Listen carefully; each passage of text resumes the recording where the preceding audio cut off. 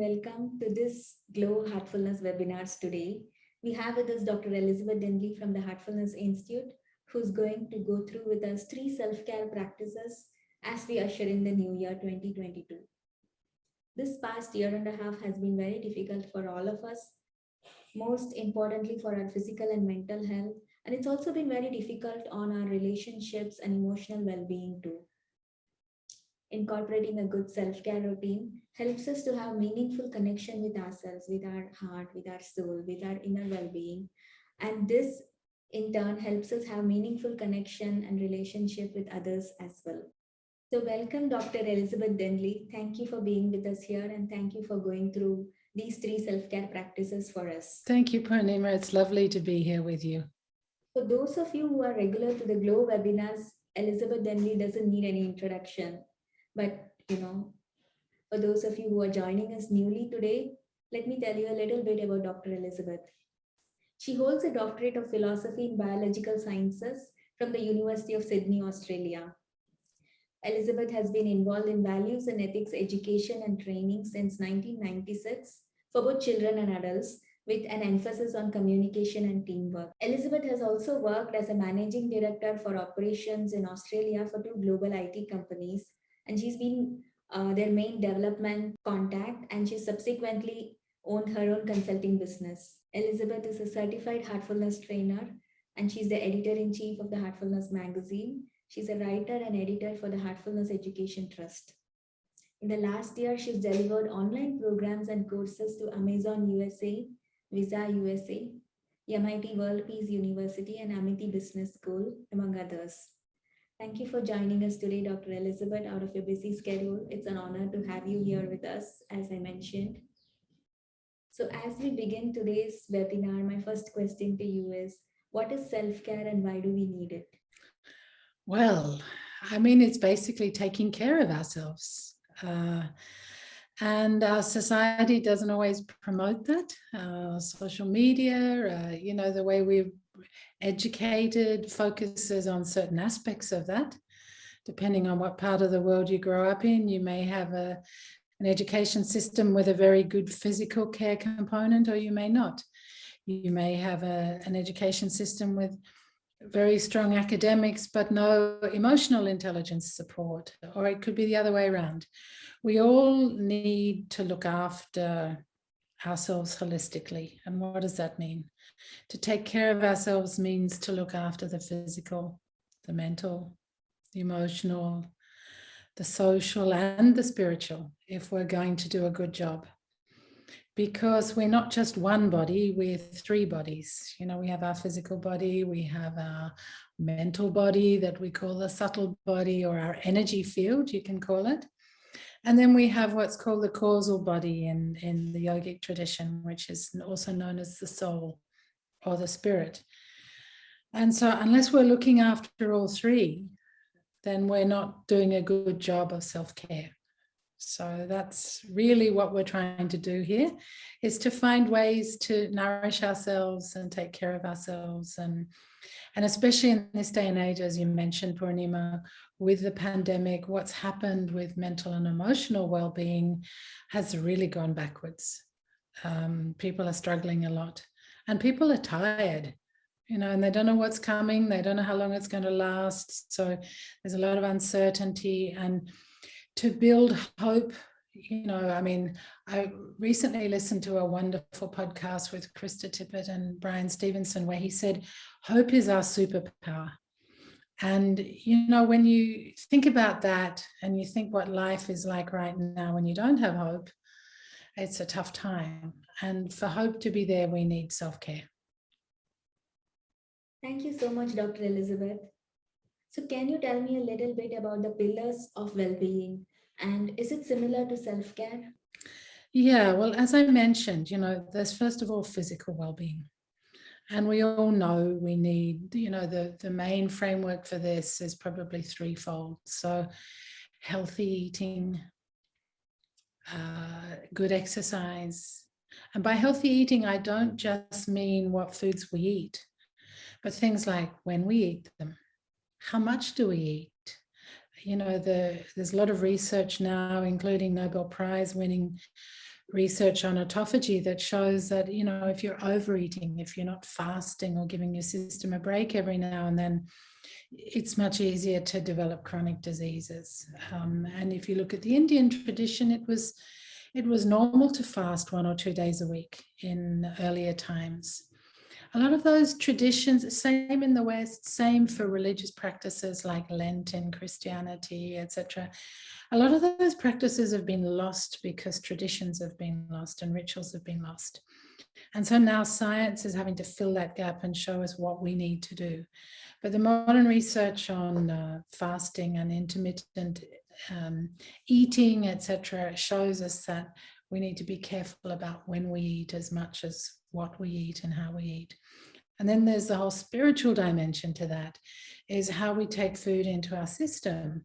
Are we doing it in a way that it also nourishes our spiritual being by the thoughts that we have and the feelings and the offering and the gratitude and that sort of thing? So this whole idea of eating is a fairly vast area. It's not just as simple as, are you getting enough vitamins and minerals?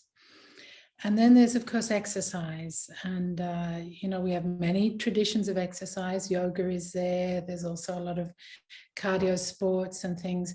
I mean, everybody may need a different, according to their age, their time of life, etc., a different type of exercise. But one thing we do know, that unless you move your body, you're going to suffer. Sedentary lifestyle is shocking for health. And of course, many of us spend, including me, spend most of their day sitting, working on computers, which is not so good for us. So there's a lot of research now and new tips and lifestyle practices on how to integrate good exercise. And then, of course, the other aspect of physical well-being is sleep. Unless you're getting enough sleep, you're going to struggle again. So these three things, but then when we move to mental and emotional well-being, we enter into a much bigger, vaster topic, because this is the area of us that we don't see specifically. We don't see like we see the matter of our physical bodies, but we feel and we know when things are not right. And mental and emotional well-being is probably to some extent more vital now, even during COVID times, than physical well-being, because what we're finding is isolation, people are lonely, people are scared, they're depressed, there's anxiety, so many different emotions coming up. You know, if family members die and they can't get to see them because they're in a different part of the world, there's guilt, there's so many aspects that we're dealing with. And, you know, it's easy to wash your hands after you come back from town, or, you know, you've been in contact with other people.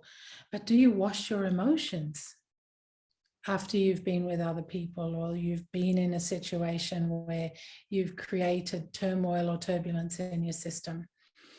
So I think it's a much bigger area that we need to focus on, and the practices we're going to talk about today are around that. And then, of course, the spiritual well-being. And, you know, I practice heartfulness. So for me, the aspect of transmission as a yogic practice that nourishes the soul, that nourishes the causal body, you know, and other things like love. You know, love again is a nourishing thing for the soul. And of course, transmission and love are very connected. So I think we need to look at all these levels if we want to have well-being, and self-care involves all of them. Thank you so much, Dr. Elizabeth. You mentioned about emotional well-being and mental well-being. So there are so many things which happen to us in our life, not only especially in this past year or the two past years, but generally in our life, there are so many things which happen which makes us feel lonely or upset.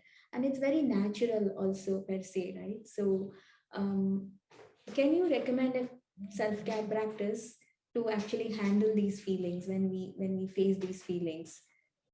And if you can actually take us through the experience of this specific self-care practice, that would be wonderful. So think about what emotions and thoughts are for a minute. They're just energy. They're energy in our energetic field. So, you know what it's like to be calm, where you're not disturbed by thoughts or emotions. And then suddenly something makes you angry or something makes you very joyful and excited. There's a sudden upsurge of energy. And so that energy's got to go somewhere. It's come into our system for a reason. So emotions and thoughts signal a change in our vibrational field, you can say. And thoughts sit at the surface, a bit like, the bit of the iceberg you can see. But then as you move down under that are the emotions that relate to those thoughts. And as you go deeper still, you come into the realm of feelings. And of course, when we meditate, that's what we're doing. We're diving down from the surface, from the superficial thought level, down into what's going on inside us. Why is this feeling of jealousy or anger or love? What's happening that's created that? And so we learn over time through meditation to work with, with these emotions and feelings inside us. But first of all, I want to ask you a question, because I think we all know how to do this. We just don't know we do. So for you and for the listeners, how would you describe the vibration of anger? Can you visualize it or feel it, or even if you can't put words to it? You all know what it feels like, right? And what it does to your system, how it makes you feel. Similarly, of love, what does that feel like? Now, imagine sadness. What does sadness feel like?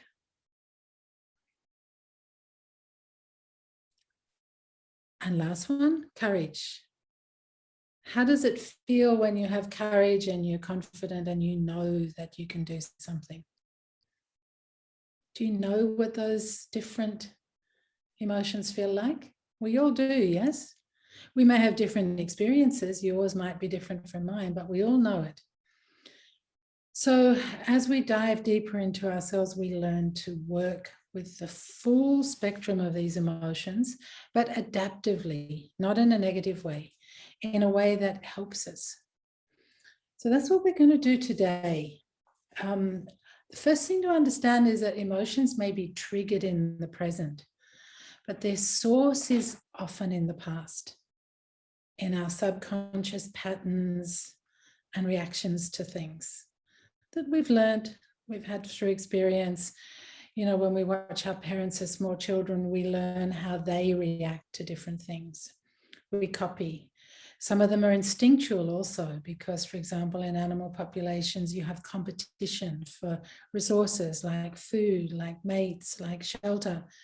Same thing happens in us, but we translate it into an emotion. It could be jealousy or envy. But at the root cause of it is this very animalistic instinct. And of course, the more we work on purifying our system and rising out of those lower chakras to the higher chakras, the more we learn to manage these emotions as well.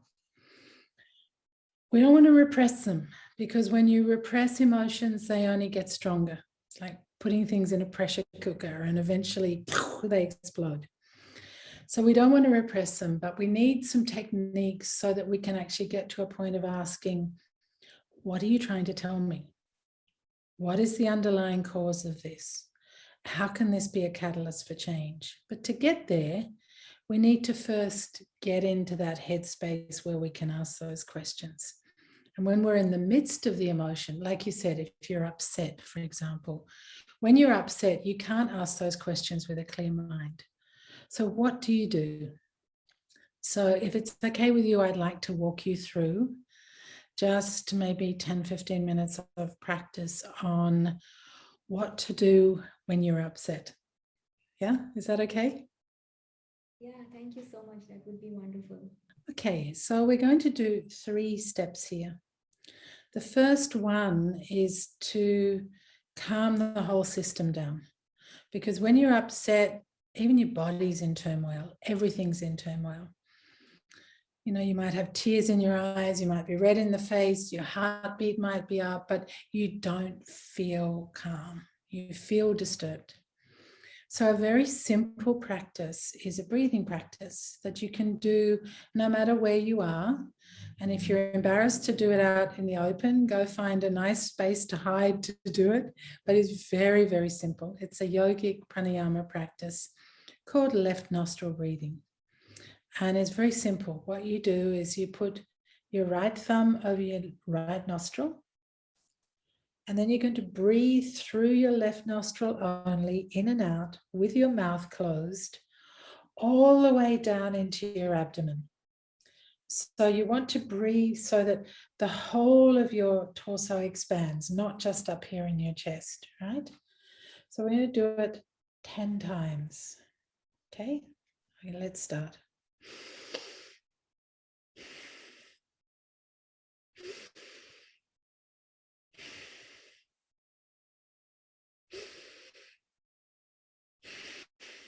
Pull your belly go out as you breathe in, and then pull your belly in as you breathe out.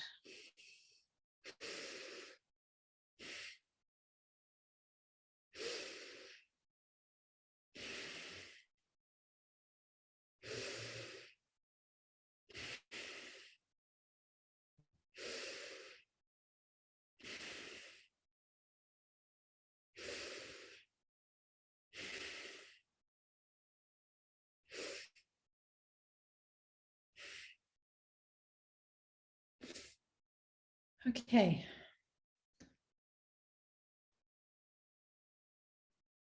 Ten simple breaths in and out. And what your left nostril does is it calms your nervous system down. It activates your parasympathetic system. If you were to do it with your right nostril, it would activate energy in your system, your sympathetic nervous system. So when you're upset, you want to calm down. You want to feel more peaceful, right?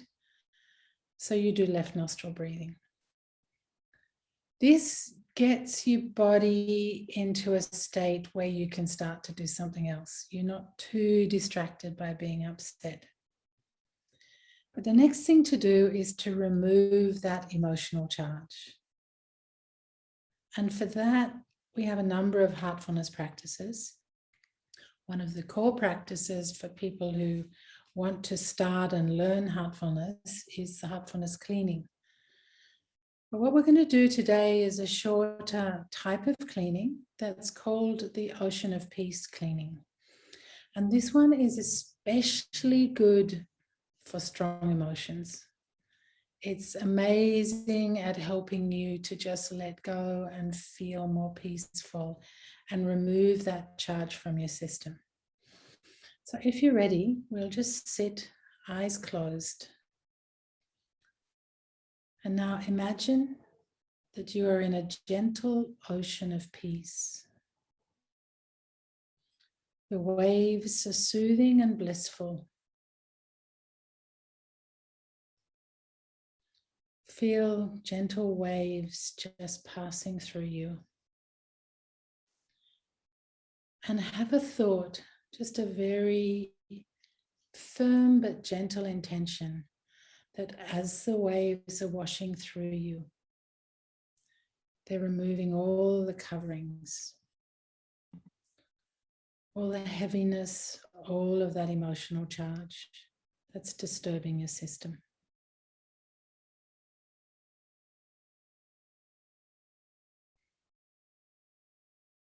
You should feel your body relaxing as you do this.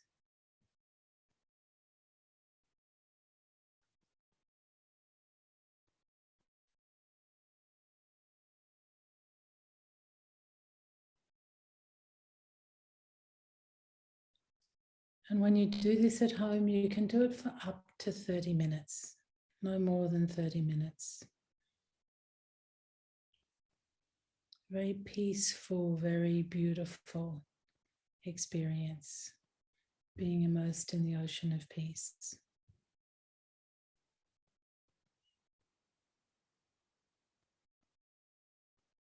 Okay, so gently open your eyes now. You can do that on your own whenever you feel the need to remove the emotions from your system, especially if they're strong emotions. So first, we've done left nostril breathing. Second, ocean of peace cleaning. And the third thing, because by now you're more at baseline, you're more balanced. You're not stuck in that strong emotion that you were in earlier. And if you still feel emotional, if you can't let it go, a good thing to do is to go for a walk, especially if you're in nature. Just go outside, be in nature. There's something about being in the sunshine, being amongst trees. You know, you can even sit against a tree, lean your back against the tree, as long as it's not too wide, not wider than you, but a nice tree, and let the energy from the tree also help you to settle down and calm you down. So if you really get stuck, that's a good thing to do. But once your system is more calm, then you can ask yourself some questions. So ask yourself, and this is a real self-care question, what is needed right now? So this will help you to introspect and reflect on what's going on inside you. So you can ask yourself questions like, what can I do differently? And also, what is the ideal? So you can visualize for yourself what will bring the greatest good for everyone in this situation. And then resolve to work for it. So what you've done, you've turned that emotional experience then into something that catalyzes change and that gives you a way forward that's incredibly positive and constructive. It doesn't keep you stuck in the feeling that, oh my God, I just feel hopeless, or I'm really upset, or this person did this, or whatever. You've moved way past that. And you're learning from the experience. And then, of course, everything changes. Thank you so much. If I didn't know better, I would say I was sleeping, but that was so settling, that was so peaceful, that was so soothing. Thank you so much, Dr. Elizabeth. So right now we had this self-care practice for emotional and mental well-being. And my next question or my next request to you would be, is there a self-care practice to pause, to focus better? Because once if you're in this space of well-being, the next immediate task is to do your tasks better, to do your projects better. So if there is a self-care practice to actually allow us to focus on our on whatever we are doing in a better way, it would be wonderful to know that. So in the first one, what we did effectively was pause. We took time out. We found a way to get outside of the emotions we were going through. Now, focus, you use 3 words: focus, pause, and centering. So what's focus? Focus is just putting our attention on something, which is sort of like concentration, to concentrate on one thing as opposed to many things. So that's what we do when we meditate. We focus on one thought instead of multiple thoughts going all over the place. So this focus can either be very narrow and forceful. We can zoom in like this, or it can be very relaxed, effortless, without expectations, and much more expanded. So which do you think will be more effective?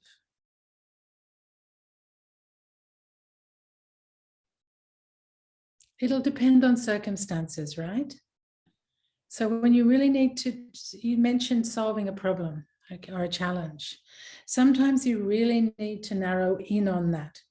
You need to concentrate on a specific thing, and you need to use the mind for that. At other times, you just want to be aware, but more like having a 360-degree awareness, not focused on one thing, but just generally aware and alert and engaged at all levels. physical, mental, emotional, social, and spiritual. But if you start to work with the mind through meditative practices, you can do both. You can allow the focus to either go into an expanded way, or you can narrow it when you need to. Pausing is slightly different. Pausing is where we create space. So what is a pause? We're not, we can have a pause between our thoughts. So if you look at the research on the number of thoughts we have per second, it's horrifying, because on a conscious level, it's 40 thought bits per second. At a subconscious level, it's 40 million thought bits per second. A lot of thought going on, a lot of energy being used by the mind during the day. And what we do when we learn to meditate is we learn to, first of all, instead of having multiple thoughts going all over the place, we focus on one thought, which is the source of light that's already in our heart, that's attracting us from within. So a heart-based thought. But then what's the pause between the thought that we have of source of light and the next thought that we have? Initially, it may only be a second or less than a second, but as we learn to meditate, it becomes a minute or 10 minutes. We're creating space, and as we create space between thoughts, we allow feelings to surface. And then we learn to create space between the feelings, so that then deeper states of being, and eventually the pause that is the universal pause of vacuum or space, or the state that was there before creation, becomes revealed to us. All through this use of pause, all through this use of creating space between what's going on, the events that go on in our energy field inside us. So pause is an incredibly powerful thing when it comes to our evolution. The more we can learn to work with it, with pause, with silence, the better we are able to master our thinking process, our emotions, our feelings. So many things come from this idea of pause, of not reacting. And of course, when we can do that, when we can pause, we start to be able to look at the space within us, and we come to our center. We learn how to center ourselves. And that's, of course, where we tap into, the soul. We tap into our original source of our existence. And we're rejuvenated by that. We regenerate. It's what we do in deep sleep, but we don't know it. But we can do it consciously as well. So for this, we can do the practice now if you'd like. We can have a try at doing this and see how it feels to go inside ourselves and connect at that level. Because we all have the capacity. It's there within us. If that's okay? Yes, please. That would be wonderful. Yeah, we'll go back to baseline. If everybody can sit and close your eyes.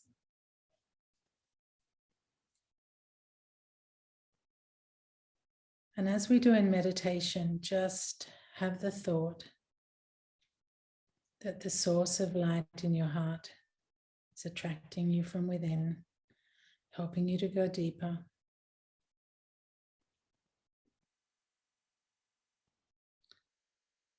So go deeper and deeper into your heart and feel the connection through your heart to your center. Don't worry if thoughts come, if feelings come, just let them pass. But just get a sense that when there's a space between thoughts, you can see something deeper. You can experience something deeper.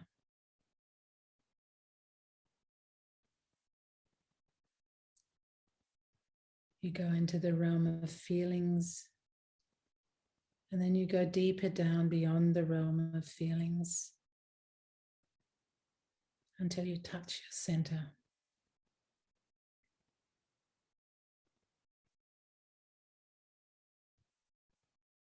Try to connect with that center.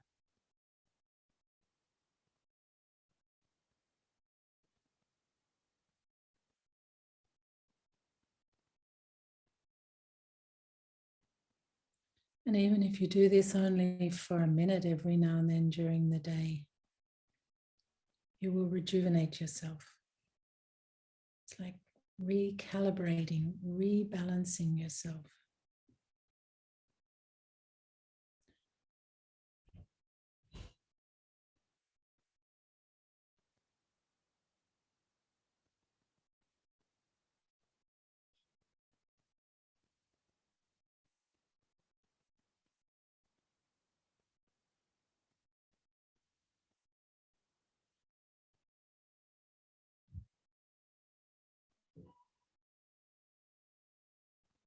Feel the pause.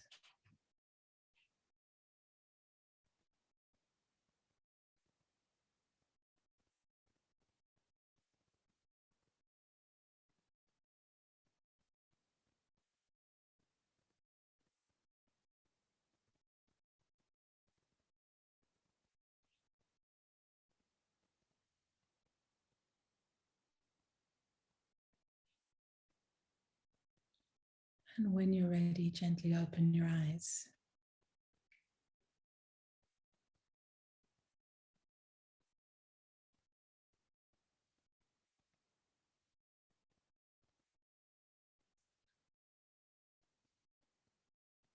And so now if you were to try and focus on something, it would be much easier because you're starting from a nothingness. So when you put your attention on one thing, it can go there. It's not distracted by multiple things. So it's like a circular thing. The more you can center yourself, the more you can also focus. The more you can pause, the more you're able to center yourself. The three go together. And you can, when you come back, you can just let this condition flood your whole being. When you come up to the surface level again. And just have the thought that you're carrying this with you into the day. And if you lose it, just take another minute to go back there and it will become your baseline.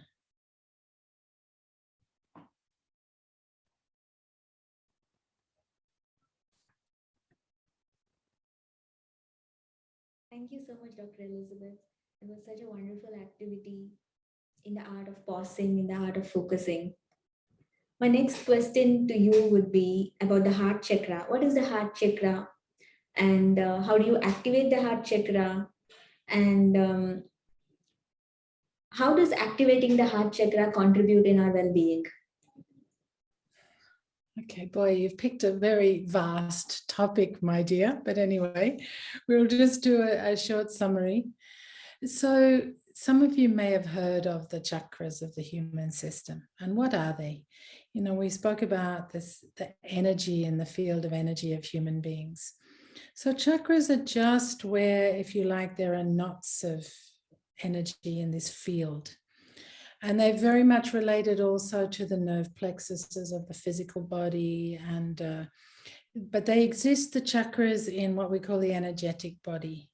And they're not physical. You can't see them as part of the human system with eyes, although you can feel very strongly the energy associated with each one. And you can see them with inner eyes when you start to work with this through meditation. So the heart is very vast as a chakra. And of course, it's in the middle of our system. If you look at the old traditional yogic diagrams, you'll see that there are 7 chakras. 3 below the heart, 3 above the heart. So it's the midpoint. If you look at the modern yogic system, there are still 3 below, but there are many more above, going all the way up to the back of the head. So 13 from the heart up, including 5 within the heart chakra itself. And these 5 are associated with the 5 elements of earth, space, if you like, or ether, fire, water, and air. So our existence is, is reflected. Our existence in the world is reflected in the heart. Or you could say the other. Our existence in the heart is reflected in the world, because the heart it's our place of being. It's where we associate all our feelings. So you don't call somebody hard-minded or soft-minded, you call them hard-hearted, soft-hearted. Why? Because we associate the heart with feelings and emotions. And all these qualities like compassion and love and courage and peace are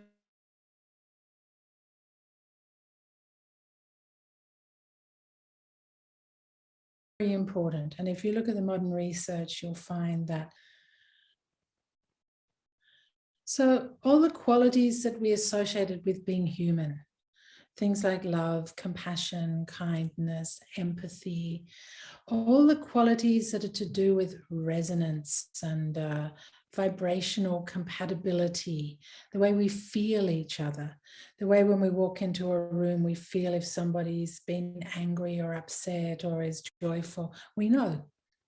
You know, even in English, we say if you walk into a room, sometimes you can cut the air with a knife. It's so tense.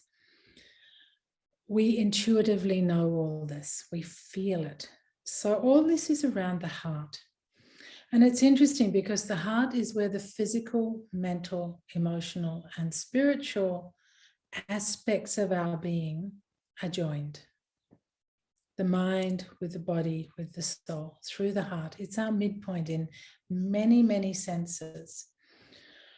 So when we meditate on the heart, when we purify the heart by removing all the complexities in it, when we connect like we did in the centering exercise deep within our heart to our spiritual center, we are, if you like, working on all the bodies together, because this is our place of integration. This is our place of unification. Whereas we use the mind to classify, to understand, to look at comparisons, pros and cons, all that sort of thing. In the heart, we're looking always at integration. So when we talk about holistic well-being, this can only happen through the heart, because we're integrating all our bodies and we're creating peace and harmony amongst them all. It's also where we're all connected. So you and I may have differences of opinions about ideas, about mental things, but through the heart, we can still connect. So this is the place where we bring harmony, where we bring peace into the world. So of course, we meditate on the heart in Heartfulness. If you really want to activate the heart chakra, you need a set of practices to do that. In fact, that's exactly what Heartfulness is. It starts by doing that. It goes a lot further. But the first step is to awaken, if you like, the potentials, the possibilities that the heart has to offer. It's not that we don't use them all the time anyway, we do. I mean, we wouldn't be alive without this.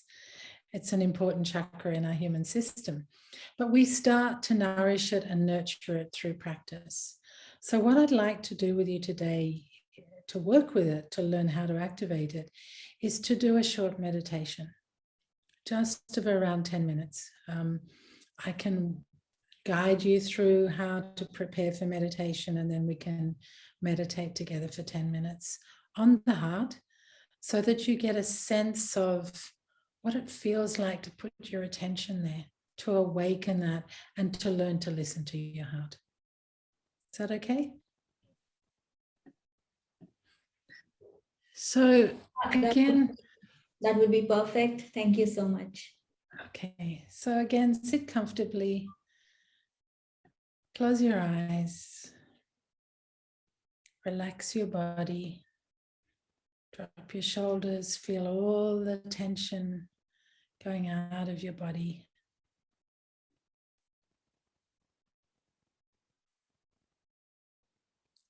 And when you feel comfortable and relaxed, bring your attention to the heart. Feel your heart. And gently make a very light suggestion that the source of light that is present in your heart is attracting you from within.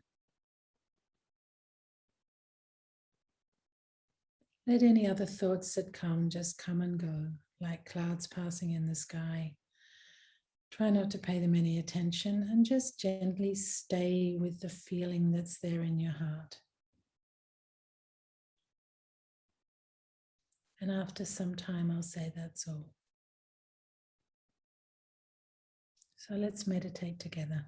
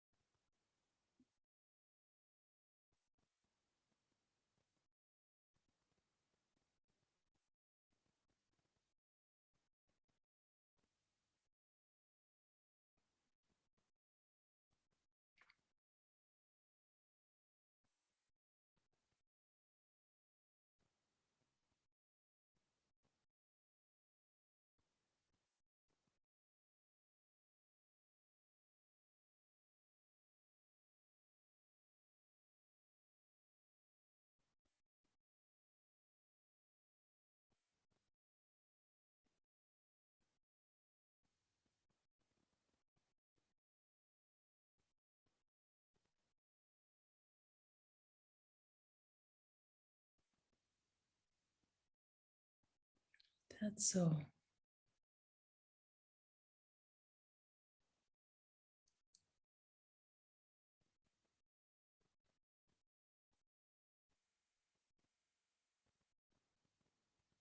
Take a moment while your eyes are closed,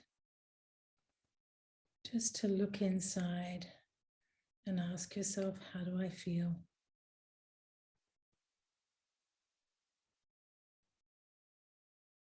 What is my heart telling me?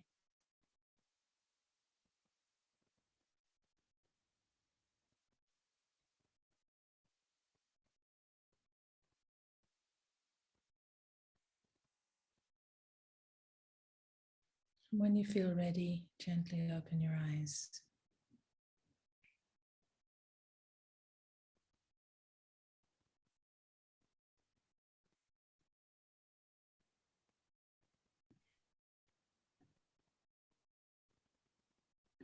You see, it's not so hard.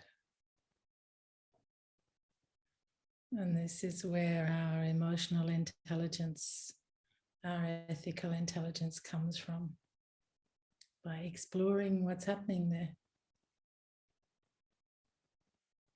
And it allows us then, as we discover it in ourselves, to connect with others and develop empathy, compassion for everyone else as well. So that's why the heart chakra is so important, Purnima. And the more we explore it, the more we meditate, the more we work with what's happening in the heart, the more we develop these capacities in ourselves.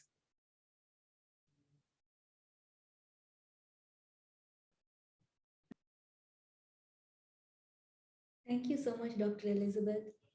It was a beautiful experience. That was a beautiful journey in itself. So thank you for these 3 self-care practices which you took us through. The first one was how to find emotional and mental well-being. The second self-care practice was how to pause and focus better. And the third self-care practice was such a beautiful journey onto itself. And I thank you for all these 3 self-care practices.